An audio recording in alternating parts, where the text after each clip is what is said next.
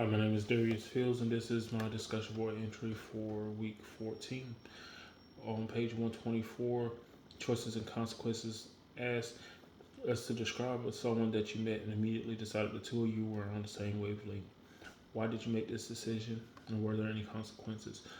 There was a male CNA that I worked with who felt the need to express that he dated several women as if I would understand the complications of that type of relationship. I am a married man and I am faithful to my wife, have been the entirety of our marriage, and that is not something that I indulge in. So, um, basically, I just kept the conversation strictly professional with them from now on, work related, nothing else. And there really wasn't any consequences because I just kept my distance and didn't worry about it. Um, there, on page 128, critical thinking says describe a time when you felt disappointed in a relationship or your own after reading about someone else's relationship on social media. There were times when I would see someone post their updated ring or upgraded wedding ring on Facebook, and I would feel that the ring that my wife had was less than adequate. I would feel some kind of way about that. Generally speaking, I let people do what they do and I do what I do. But in that instance, that's one thing where I really wanted to give my wife more than what she had, and I wasn't able to. And it did make me feel like I was doing a little less than I should.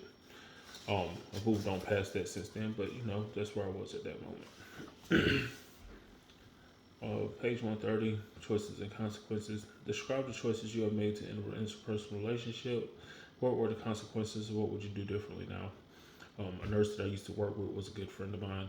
I used to hang out with him, go to the gym with him. We got along great. Um, Over time, I just realized that he was increasingly pessimistic and that his perspective was always negative. And I felt like it was something that I didn't need to have in my life. So, created distance and just kind of not really having that same type of a friendship with him, not meeting up, not hanging out or anything like that. I wouldn't say that I ghosted him necessarily. It's just that I kind of let our relationship dissolve without putting any effort in to make it any better.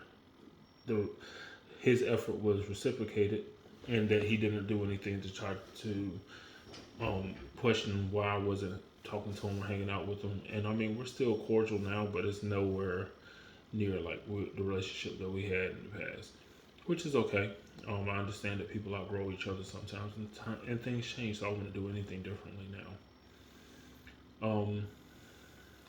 There's a couple reasons I could think of for someone ghosting someone. The question on page 131 says, "How many reasons can you list that someone might use to justify ghosting someone else in a relationship?"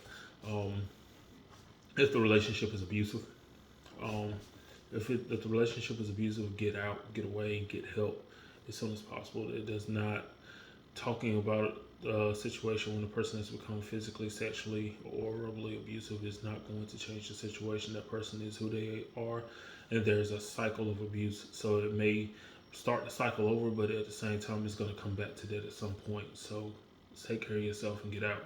Um, if there's a blatant disrespect of personal boundaries or rules, and that person understands where you stand on certain things, and they still cross that barrier, yeah, that's definitely a reason to ghost that person as well.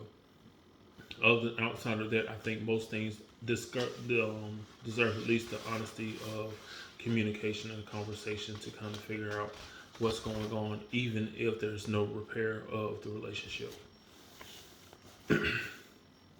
On page 135, try it as describe an instance where someone that you know resolved conflict and effectively. Um, what was your reaction? I generally don't keep track of people's conflicts much. Uh, there was an instance where a friend of mine was in a relationship with someone, and they called the cops. Their significant other called the cops on them for during an argument, and said that he struck her. He never put his hands on her. Never had any real physical contact out of anger with that person. But she felt like during that conflict it was necessary to call the police and get the police involved and make the attempt to have this person arrested. Um, It definitely was not correct, and my reaction was to go pick up my friend before the cops actually got there because I wanted to make sure he wasn't going to go to prison or actually inflict harm on that person before the cops got there. So that was my response, but I definitely try to keep to myself and allow people's problems to stay their own problems. That's my response for week 14. Thank you.